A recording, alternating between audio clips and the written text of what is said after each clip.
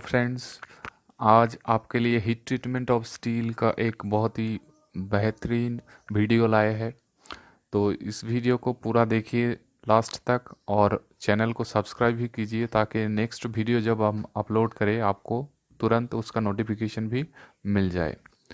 चलिए तो heat treatment शुरू करते हैं। Heat treatment of steel generally क्या होता है, बहुत सारे जो मटेरियल होता है, मेटल होता है या फिर एलॉय होता है, तो उसका ऑस्टेनाइट फेज तक वो उस कार्बाइड फॉर्म में जो आयरन है उसको आपको हीट करना पड़ता है।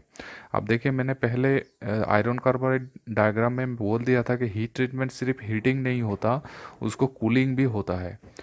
तो सिर्फ हीट ही नहीं, ऑस्टेनाइट फॉर्म तक उसको हीट ही नहीं किया बल्कि उसे कूल भी करना पड़ता है। अब हीट कितने देर तक, अब 1040 डिग्री सेंटीग्रेड के ऊपर अब अगर स्टील को आपको हीट करना पड़ेगा। और इसके जो क्लासिफिकेशन है हीट ट्रीटमेंट के, वो दो तरह के होता है। एक होता है हीटिंग एंड रैपिड कूलिंग और दूसरा होता है heating and slow cooling. Rapid cooling को हम क्वेंचिंग भी बोल सकते हैं। ठीक है। नेक्स्ट होता है हीट ट्रीटमेंट हम क्यों करेंगे। देखिए, किसी भी मेटल को अगर आप हीट ट्रीटमेंट किए तो मेटल का जो डक्टिलिटी होता है वो बढ़ जाता है। अब डक्टिलिटी बढ़ेंगे तो उसका वो मटेरियल बहुत सॉफ्ट हो जाएगा, मशीनेबिलिटी बढ़ सकता है। तो इसीलिए हम हीट ट्रीटमेंट कर सकते हैं। Relieving internal stresses.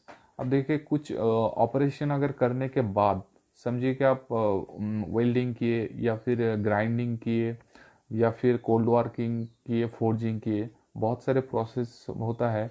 वो सब करने के बाद जो मेटल पीस आपको मिलेगा, उसके अंदर बहुत ही ज़्यादा इंटरनल स्ट्रेस डेवलप हो जाता है। क्यों होता है? क्योंकि वो बहुत देर तक अंडर फोर्स रहता था। तो अंडर फोर्स अगर रहेगा मटेरियल तो उसमें इंटरनल स्ट्रेस डेवलप हो जाएगा।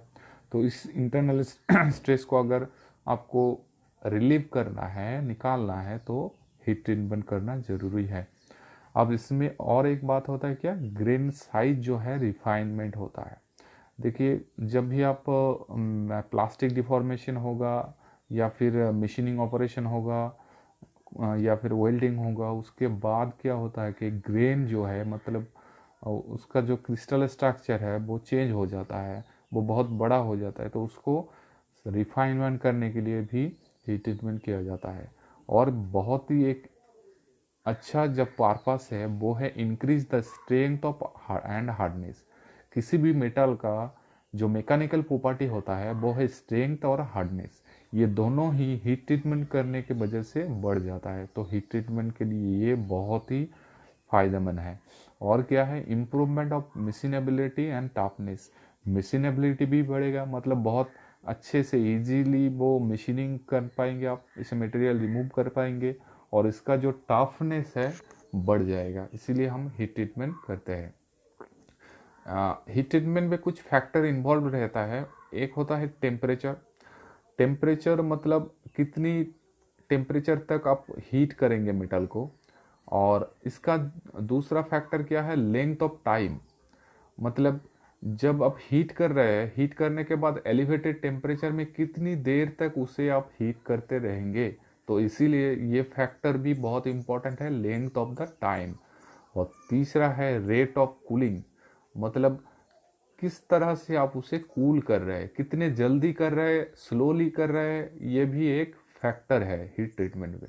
और इसका जो सराउंडिंग एटमॉस्फेयर है उसको भी एक उसका भी एक बहुत ही इसका इफेक्ट रहता है हीट ट्रीटमेंट में। मतलब अगर आप कितने प्रेशर में, कितने टेम्परेचर में वो काम कर रहा है, ये भी इम्पोर्टेंट होता है। तो इसीलिए ये फैक्टर भी काम करेगा। तो इस तरह से सभी फैक्टर जो है वो इन्वॉल्व रहता है हीट ट्रीटमेंट के लिए। अब हीट ट्रीटमेंट के कितने टाइप होते हैं, एक एनिलिंग है, एक नॉर्मलाइजिंग है, एक हार्डनिंग है और एक टेम्परिंग है, और ये सरफेस हार्डनिंग भी होता है। तो ये बहुत सारे टाइप ऑफ हीट ट्रीटमेंट मिलेगा आपको। अब ये जो मटेरियल है ये कूल करने के बाद एलिवेटेड टेम्परेचर में आप इसको हीट करना पड़ता है। हीट करने के बाद ही आप कूल करेंगे। अब देखिए, effect of quenching medium. Quenching medium मतलब आप जो हीट रैपिड कूल कर रहे हैं, किसी भी मटेरियल को हीट ट्रीटमेंट करने के बाद, हीट करने के बाद कूल करना पड़ता है। समझिए कि उसका मीडियम अगर एयर हुआ, एयर मीडियम हुआ तो क्वेंचिंग कैसा होगा, स्मॉल क्वेंच होता है। Sever of quench is small, मतलब अगर आप किसी भी हीट ट्रीटमेंट करने के बाद मेटल को कूल किए, एयर में कूल किए, तो उसका जो क्वेंचिंग रेट है वो स्मॉल होगा, क्योंकि एयर में बहुत जल्दी ठंडा नहीं होता, तो इसीलिए हम स्मॉल क्वेंच बोलते हैं। और अगर एयर में कूल किए, स्मॉल क्वेंचिंग मतलब रेट ऑफ कूल बहुत कम है, तो इसका हार्डनेस भी बहुत कम बढ़ेगा, इसका हार्डनेस ज़्यादा नहीं बढ़ेगा। लेकिन अगर ऑयल में क्वेंच किए तो इसका जो क्वेंचिंग रेट है, मतलब रेट ऑफ कूलिंग है, वो मॉडरेट रहता है, मीडियम रहता है, तो इसलिए हार्डनेस भी मीडियम इंक्रीज करेगा। और अगर वाटर कूल किए तो इसका जो सिवरली क्वेंचिंग है वो बहुत लार्ज होता है, इसलिए इसका हार्डनेस भी बहुत ज़्यादा बढ़ जाता है। तो सिवर ऑफ कूलिंग रेट जो है वो वाटर में ज़्यादा होता है, ऑयल में कम होता है, एयर में बहुत ही कम होता है। ठीक है। अब देखिए effect of heat treatment. Annealing और नॉर्मलाइजिंग में अगर आप हार्डनेस कूल किए तो ये वाला सब प्रॉपर्टी मिलेगा, और हार्डनेस और हार्डनिंग और क्वेंचिंग किए तो इस तरह का प्रॉपर्टी मिलेगा। मतलब एनीलिंग और नॉर्मलाइजिंग जब करेंगे ना तो वो आपको फार्नेस में कूल करना पड़ेगा। हीट ट्रीटमेंट जो होगा वो फार्नेस कूलिंग होगा, लेकिन हार्डनिंग और क्वेंचिंग जो होगा वो एयर कूल भी हो सकता है, ऑयल कूल भी हो सकता है, या फिर वाटर कूल भी हो सकता है। चलिए, एनीलिंग और नॉर्मलाइजिंग में फार्नेस कूल किए तो क्या क्या प्रॉपर्टी आपको मिलेगा। एक होगा सॉफ्टर और लेस स्ट्रॉन्ग, मतलब मटेरियल सॉफ्ट हो जाएगा लेकिन इसका जो स्ट्रेंथ है बहुत कम होगा। और हार्डनेस कूल करने के लिए ये जो मटेरियल है वो डक्टाइल होगा, डक्टाइल हुआ तो मतलब सॉफ्टर होगा। लेकिन इसमें डिसएडवांटेज भी है, फार्नेस कूल करने के बाद जो इंटरनल स्ट्रेस है वो लेस मतलब इंटरनल स्ट्रेस बहुत कम हो, सॉरी इसका एडवांटेज है लेस इंटरनल स्ट्रेस, मतलब इंटरनल स्ट्रेस बहुत कम हो जाएगा और इसका डिस्टॉर्शन क्रैकिंग भी कम हो जाएगा। इंटरनल स्ट्रेस कम हो रहा है मतलब डिस्टॉर्शन क्रैकिंग भी कम हो जाएगा। तो इसीलिए एनीलिंग में ये सभी एडवांटेज है, मतलब मटेरियल सॉफ्ट होगा, मटेरियल डक्टाइल होगा, इंटरनल स्ट्रेस कम हो जाएगा, डिस्टॉर्शन क्रैकिंग भी कम हो जाएगा। लेकिन अगर हार्डनेस आपको चाहिए, हार्डनिंग और क्वेंचिंग करने के लिए आपको एयर कोयल, ऑयल कोयल या फिर वाटर को कूल करना पड़ता है। तो इसमें अगर कूल किए तो आपको हार्डर या स्ट्रॉन्गर मटेरियल मिलेगा, लेकिन हार्डर और स्ट्रॉन्गर के साथ साथ मटेरियल ब्रिटल हो जाएगा। यहाँ पे मटेरियल डक्टाइल मिल रहा था एनीलिंग नॉर्मलाइजिंग में, लेकिन हार्डनिंग और क्वेंचिंग में मटेरियल ब्रिटल हो जाएगा और यहाँ पे इंटरनल स्ट्रेस भी ज़्यादा हो जाएगा, डिस्टॉर्शन क्रैकिंग भी हो सकता है। ठीक है। Iron carbon diagram, phase diagram जो है मैंने पहले एक लेक्चर में दे दिए, वो वीडियो आप देख सकते हैं। अब हीट ट्रीटमेंट ऑफ स्टील कर अगर देखें तो देखिए ये जो कार्ब आपको मिल रहा है इसमें ये पिंक वाला जो कलर है इसमें ये दोनों होता है नॉर्मलाइजिंग। तो नॉर्मलाइजिंग प्रोसेस हो या फिर एनीलिंग प्रोसेस, तो टेम्परेचर आप इस तरह से टेम्परेचर आप करेंगे। लेकिन यहाँ पे एक फैक्टर है, अगर नॉर्मलाइजिंग हुआ तो नॉर्मलाइजिंग में देखिए प्योर आयरन में टेम्परेचर बहुत ज़्यादा होता है हीट ट्रीटमेंट में, लेकिन अगर कार्बन परसेंटेज थोड़ा बढ़ाए 0.8% तक तो इसका जो हीट ट्रीटमेंट होता है बहुत कम हो जाता है। और फिर अगर ज़्यादा बढ़ाए कार्बन परसेंटेज तो बहुत ज़्यादा हो जाएगा। और एनीलिंग जो है ये ग्रे वाला पोर्शन आप देख रहे हैं इसे हम फुल एनीलिंग बोलते हैं। तो फुल एनीलिंग में अगर आप देखेंगे तो यह टेम्परेचर जब कार्बन परसेंटेज बहुत कम रहेगा टेम्परेचर ज़्यादा लगेगा, लेकिन कार्बन परसेंटेज ज़्यादा हो गया तो इसका टेम्परेचर भी कम हो जाएगा। और इसका एक और पार्ट है स्फेरोडाइजिंग, यहाँ पे भी 700 के करीब टेम्परेचर में स्फेरोडाइजिंग मिलता है, स्फेरोडाइजिंग किया जाता है। ठीक है। अब देखिए इसमें इस कार्ब में आप देखिए कार्बन परसेंटेज अप टू 1.6% होता है। तो मतलब नॉर्मलाइजिंग और एनीलिंग जो प्रोसेस है वो हमेशा लो और मीडियम कार्बन स्टील में ही किया जाता है। हाई कार्बन स्टील में ये ट्रीटमेंट नहीं किया जाता। ठीक है, चलिए एनीलिंग जो प्रोसेस है, एनीलिंग प्रोसेस को हम देखते हैं। एनीलिंग प्रोसेस में क्या होता है कि जो मटेरियल है वो एलिवेटेड टेम्परेचर में एक्सपोज किया जाता है कुछ देर के लिए, और उसके बाद स्लोली कूल किया जाता है। कहाँ पे कूल करेंगे हम? फार्नेस में कूल करेंगे। और इसके जो यूटिलाइजेशन होता है वो सिर्फ हमेशा लो एंड मीडियम कार्बन स्टील के लिए ही होगा। एनीलिंग में 3 प्रोसेस होता है। फुल एनीलिंग होता है, प्रोसेस एनीलिंग होता है, और प्रोसेस एनीलिंग को हम स्ट्रेस रिलीविंग भी एनीलिंग भी बोल सकते हैं। और उसके बाद स्फेरोडाइजिंग रहता है। एनीलिंग में ये 3 प्रोसेस रहता है, फुल एनीलिंग, प्रोसेस एनीलिंग और स्फेरोडाइजिंग। अब एनीलिंग क्यों हम करेंगे? तो एनीलिंग, ये जो तीनों प्रोसेस हमने कहा, तो एनीलिंग करने के बाद मटेरियल जो है क्या हो जाता है, उसमें जो इंटरनल स्ट्रेस रहता है वो रिलीव हो जाता है। अब इंटरनल स्ट्रेस कैसे डेवलप होता है? मैंने कहा welding, cold working, casting, forging, machining करने के बाद मटेरियल में स्ट्रेस डेवलप हो जाता है। तो वो स्ट्रेस को निकालने के लिए, रिलीव करने के लिए एनीलिंग बहुत ही ज़रूरी होता है मशीनिंग पार्ट में। अगर वो स्ट्रेस अगर रह गया तो वो मटेरियल डिस्टॉर्ट हो सकता है, क्रैक भी डेवलप हो सकता है। तो इसीलिए एनीलिंग हेल्प करता है इंटरनल जो स्ट्रेस है उसे रिड्यूस करने के लिए। और दूसरा है मटेरियल का जो सॉफ्टनेस है, मेशिनेबिलिटी है एंड फॉर्मेबिलिटी है, वो बढ़ाने के लिए। अगर मटेरियल डक्टाइल हो गया, एनीलिंग के बाद मटेरियल डक्टाइल हो जाता है तो मेशिनेबिलिटी बढ़ जाता है और फॉर्मेबिलिटी भी बढ़ जाता है। तो मशीन शॉप में इसका मशीनिंग ऑपरेशन बहुत अच्छा से हो सकता है। रिफाइनमेंट ऑफ ग्रेन स्ट्रक्चर, अब देखिए इसमें मैंने कहा था कि क्रिस्टल जो स्ट्रक्चर है वो बढ़ जाता है। क्यों? मशीनिंग, कोल्ड वर्किंग करने के बाद जो मेटल वर्किंग है या कोल्ड वर्किंग है, वो उसके करने के बाद जो मटेरियल का क्रिस्टल स्ट्रक्चर है वो इलोंगेटेड हो जाता है। तो उसको रिफाइन, फिर से वही पुराना ग्रेन स्ट्रक्चर लाने के लिए हीट ट्रीटमेंट की या एनीलिंग की ज़रूरत हो सकता है। ठीक है, तो यही होता है एनीलिंग का पर्पस। अब एनीलिंग कैसे करेंगे?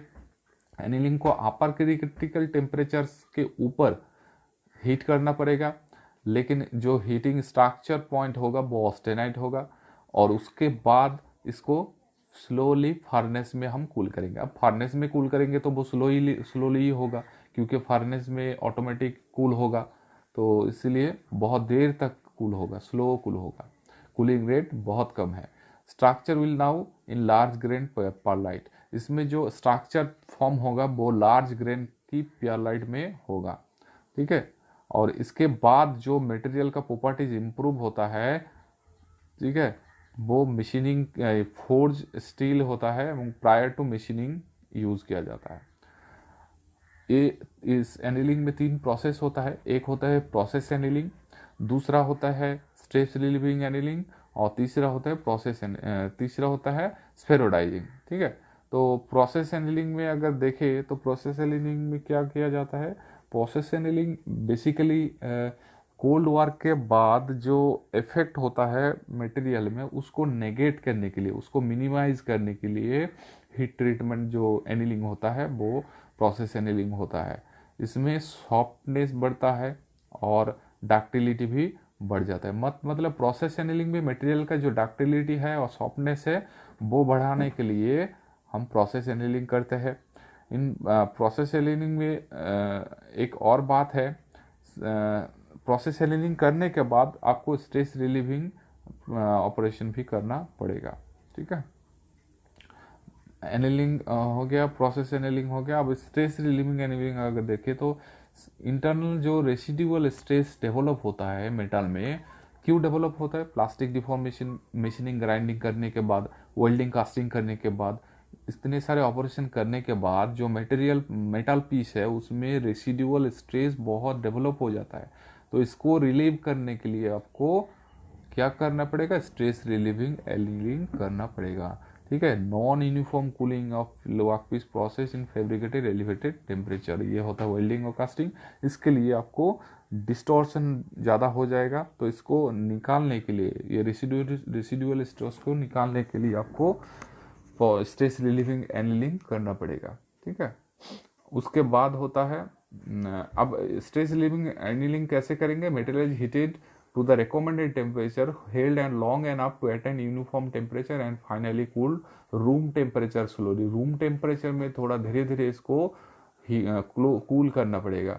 जितने टेम्परेचर चाहिए उस टेम्परेचर में आपको हीट करना पड़ेगा, कुछ देर रखना पड़ेगा, उसके बाद रूम टेम्परेचर में धीरे धीरे इसको कूल करना पड़ेगा। ठीक है, तो इसे हम स्ट्रेस रिलीविंग एनीलिंग बोल सकते हैं। ठीक है, प्रोसेस एनीलिंग कैसे करेंगे? Heat temperature below the upper critical temperature. ठीक है, उसके लिए to cause the recrystallization. Recrystallization process annealing में होता है। ठीक है, तो कैसे होता है? अपर क्रिटिकल के टेम्परेचर के बिलो अगर आपको हीट करना है, करने के बाद ही आपको रिक्रिस्टलाइजेशन मिलेगा, लेकिन इसको कूल करना पड़ेगा फर्नेस में। ठीक है, अब इसका जो लार्ज पियरलाइट फॉर्म में ये इसका स्ट्रक्चर मिलेगा आपको। और उसके बाद शुरू होता है स्फेरोडाइजिंग। अब स्फेरोडाइजिंग आप अगर देखेंगे तो हीट अप करेंगे मेटल को 700 के करीब टेम्परेचर, मतलब 650 से आपको 700 डिग्री सेंटीग्रेड में हीट करना पड़ेगा।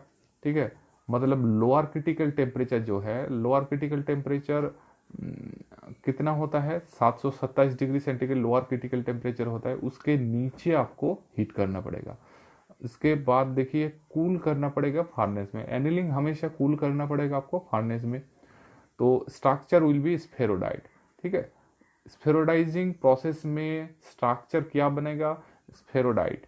लेकिन आप यहाँ पे देखें तो प्रोसेस एनीलिंग में पियरलाइट फॉर्म में आ जाएगा। ठीक है, तो स्फेरोडाइजिंग में स्फेरोडाइट फॉर्म में आएगा, पियरलाइट फॉर्म आएगा प्रोसेस एनीलिंग में। ठीक है, और इसमें क्या होगा? इसमें जो मैकेनिकल प्रॉपर्टीज है low and medium and high carbon steel का, वो बढ़ेगा, इंप्रूव होगा। ठीक है, नेक्स्ट क्लास में हम नॉर्मलाइजिंग और हार्डनिंग टेम्परिंग के बारे में डिस्कस करेंगे। अभी के लिए thank you. Please subscribe the channel for further video.